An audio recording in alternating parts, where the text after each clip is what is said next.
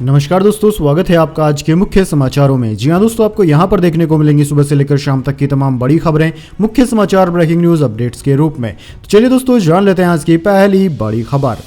सरकार ने 14 खरीफ फसलों का न्यूनतम समर्थन मूल्य बढ़ाया। धान की एमएसपी 117 रुपए बढ़ाकर 2300 की। तुअर दाल में 550 रुपए का इजाफा। जी हां दोस्तों, केंद्र सरकार ने 14 खरीफ की फसलों की मिनिमम सपोर्ट प्राइस यानी कि एमएसपी को बढ़ा दिया है। केंद्रीय कैबिनेट में बुधवार को यह फैसला लिया गया। केंद्रीय सूचना एवं प्रसारण मंत्री अश्विनी वैष्णव ने बताया कि धान की नई एमएसपी 2300 रुपए तय की गई है, जो कि पिछले एमएसपी से 117 रुपए ज्यादा है। इसी तरीके से 16 फसलों की एमएसपी में वृद्धि की गई है।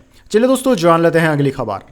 राहुल गांधी 54 साल के हुए, कांग्रेस मुख्यालय में जन्मदिन मनाया। खड़गे ने हाथ पकड़कर केक कटवाया। प्रियंका बोली, मेरे दोस्त मार्गदर्शक बने रहना। दरअसल दोस्तों, कांग्रेस नेता राहुल गांधी ने 19 जून को अपना 54वां जन्मदिन मनाया। इस मौके पर राहुल गांधी ने दिल्ली स्थित कांग्रेस दफ्तर में पार्टी कार्यकर्ताओं के साथ मिलकर केक भी काटा। कांग्रेस अध्यक्ष मल्लिकार्जुन खड़गे और पार्टी के अन्य नेताओं ने पूर्व अध्यक्ष राहुल गांधी को उनके जन्मदिन के अवसर पर बधाई दी और उन्हें कमजोरों की आवाज, संविधान के प्रति अटूट आस्था रखने वाला तथा सत्ता को सच का आईना दिखाने वाला बताया। चलिए दोस्तों, जान लेते हैं अगली खबर। प्रधानमंत्री मोदी बोले, किताबें भले जल जाए, ज्ञान नहीं मिटता। नालंदा सिर्फ नाम नहीं, पहचान है, एक सम्मान है। यूनिवर्सिटी के नए कैंपस का किया उद्घाटन।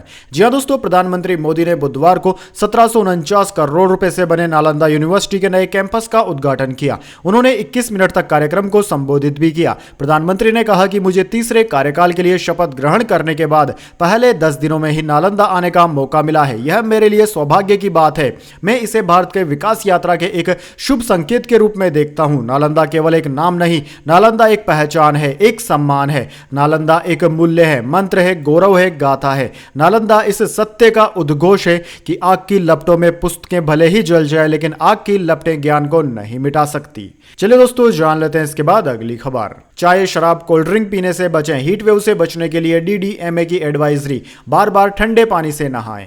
जी हां दोस्तों, उत्तर और पूर्वी भारत के ज्यादातर इलाकों में बुधवार को भी भीषण गर्मी का प्रकोप जारी रहा। रातों के सामान्य से अधिक गर्म रहने से लोगों की परेशानी और बढ़ गई। आलम यह है कि दिल्ली एनसीआर में हीट वेव की वजह से कई लोगों को अपनी जान गंवानी पड़ी। दिल्ली में लू से पिछले 2 दिनों में 13 लोगों की मौत हो चुकी है, जबकि गौतम बुद्ध नगर में पिछले 24 घंटे में 14 लोग मर चुके हैं। इसी बीच दोस्तों, हीट वेव से बचने के लिए Delhi disaster management authority DDMA ने एक एडवाइजरी जारी की है, जिसमें यह बताया गया है कि लोग कैसे इस गर्मी में अपना बेहतर ख्याल रख सकते हैं। उनके अनुसार दोपहर 12 से 3 बजे तक बाहर न निकला जाए। ज्यादा से ज्यादा पानी पिएं। प्यास न लगने के बावजूद पानी पीते रहें। हल्के रंग वाले सूती और हल्के कपड़े पहनें। धूप में निकलते समय धूप वाले चश्मे और छाते या केप का इस्तेमाल करें। दोपहर 12 से 3 बजे के बीच बाहर का काम करने से बचें। चाय, कॉफी, शराब, सॉफ्ट ड्रिंक, बॉडी को डिहाइड्रेट करने वाले तरल पदार्थों से बचें। प्रचुर प्रोटीन वाले भोजन को ग्रहण करें। रखा हुआ भोजन न खाएं। इसके अलावा बेहोश होने या बीमार होने जैसी स्थिति में तुरंत डॉक्टरों को दिखाएं। चलिए दोस्तों, जान लेते हैं इसके बाद अगली खबर। गोल्डन बॉय नीरज चोपड़ा ने पाओ नूर्मी गेम्स में जीता गोल्ड मेडल।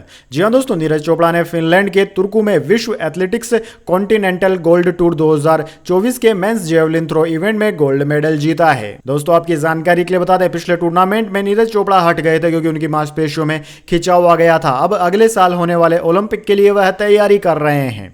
चलिए दोस्तों, जान लेते हैं अगली खबर। 11 राज्यों में हीट वेव का अलर्ट। दिल्ली में 48 घंटे में गर्मी, लू से 7 की मौत। असम में बाढ़ से 26 की जान गई। 1.61 लाख लोग प्रभावित।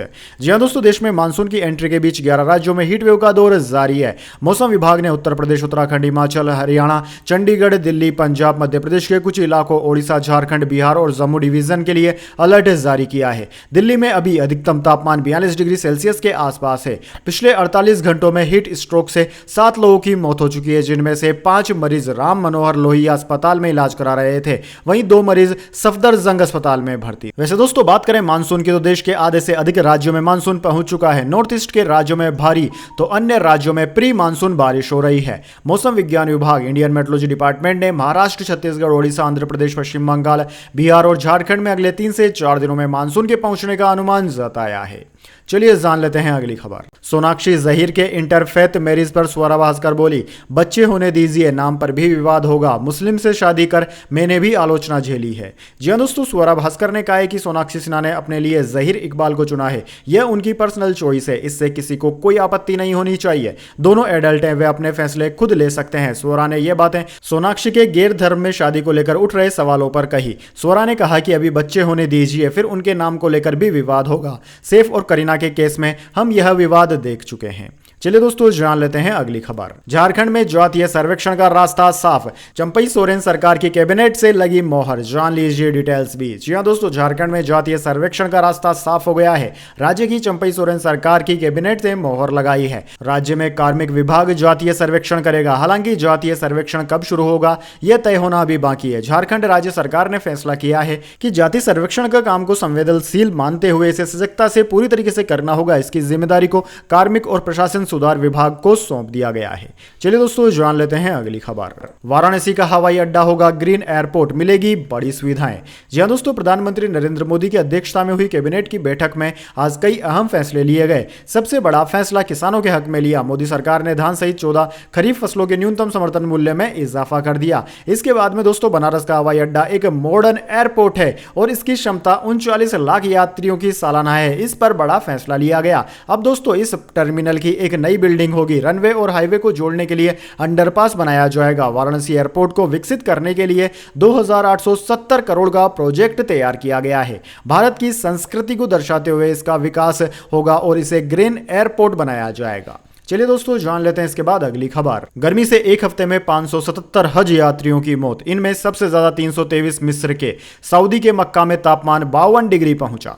जी हां दोस्तों, सऊदी अरब के मक्का में गर्मी के कारण 12 जून से 19 जून के बीच 645 हज यात्रियों की मौत की खबर है। इससे पहले यह आंकड़ा 577 बताया गया था। इसमें कई भारतीय भी हैं। 17 जून को मक्का की ग्रैंड मस्जिद में तापमान 51.8 डिग्री सेल्सियस रिकॉर्ड किया गया था। दोस्तों सऊदी अरब के एक डिप्लोमेट ने नाम न बताने की शर्त पर न्यूज एजेंसी AFP को बताया कि इस साल अब तक करीब 68 भारतीय नागरिकों की मौत हुई है। कई भारतीय लापता भी हैं। डिप्लोमेट ने बताया कि कुछ की मौत प्राकृतिक वजहों से भी हुई है। डिप्लोमेट ने कहा कि मृतकों में कई बुजुर्ग तीर्थयात्री शामिल हैं। हमारा अनुमान है कि इनमें से कुछ की मौत मौसम की वजह से भी हुई। हालांकि सऊदी अरब ने हीट स्ट्रोक के कारण मरने वालों के आंकड़े पर कोई टिप्पणी नहीं की है।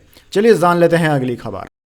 खड़गे ने लोकसभा स्पीकर राज्यसभा अध्यक्ष को पत्र लिखा। संसद परिसर में गांधी अंबेडकर की प्रतिमाएं पुरानी जगह लगाने की मांग।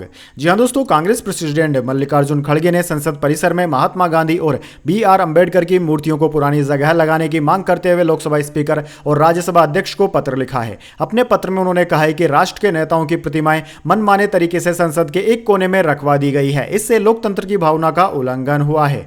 खड़गे ने कहा कि मैं इस बात पर जोर देना चाहता हूं कि इन प्रतिमाओं को बिना किसी से चर्चा किए मनमानी करते हुए हटाना लोकतंत्र की मूल भावना के खिलाफ है। चलिए दोस्तों जान लेते हैं अगली खबर। हथियार न मिलने से बौखलाए इजरायली प्रधानमंत्री नेतन्याहू, अमेरिकी राष्ट्रपति बाइडेन को दिखाए तेवर। जी हां दोस्तों, गाजा में चल रही भीषण जंग के बीच इजरायली प्रधानमंत्री बेंजामिन नेतन्याहू अमेरिकी राष्ट्रपति जो बाइडेन से नाराज है। उन्होंने बाइडेन प्रशासन पर गोला बारूद और हथियार नहीं देने का आरोप लगाया है। प्रधानमंत्री नेतन्याहू ने अमेरिका को अपना सबसे करीबी दोस्त बताते हुए युद्ध में साथ देने के लिए उसकी तारीफ की, तो वहीं यह शिकायत भी की है कि पिछले कुछ महीनों से बाइडेन प्रशासन हथियार देने में देरी कर रहा है, जो हैरान करने वाला है। चलिए जान लेते हैं इसके बाद। वायु प्रदूषण से 2021 में 81 लाख लोगों की मौत। चीन भारत सबसे ज्यादा प्रभावित है। भारत में सबसे अधिक 1.69 लाख बच्चों की जान गई। जी हां दोस्तों, वायु प्रदूषण की वजह से दुनिया भर में 2021 में करीब 81 लाख लोगों की मौत हुई। यह दुनिया भर में हुई कुल मौतों का 12% है। मरने वालों में आधे भारत और चीन से हैं। हेल्थ इफेक्ट इंस्टीट्यूट HEI की रिपोर्ट के मुताबिक वायु प्रदूषण से सबसे ज्यादा चीन में 23 लाख और उसके बाद भारत में 21 लाख लोगों की मौत हुई। दोस्तों HEI यूनिसेफ से जुड़ी एक अमेरिकी संस्था है। इसकी रिपोर्ट के मुताबिक 2021 में भारत में सबसे ज्यादा 1,69,400 बच्चों की मौत वायु प्रदूषण से जुड़ी बीमारियों की वजह से हुई। ये सभी बच्चे 5 साल से कम उम्र के थे। भारत के बाद सबसे ज्यादा नाइजीरिया, पाकिस्तान, इथोपिया और बांग्लादेश में बच्चों की मौत हुई है। वैसे दोस्तों कमेंट करके बताइए, वायु प्रदूषण को रोकने के लिए सरकार के द्वारा क्या कदम उठाए जाने चाहिए।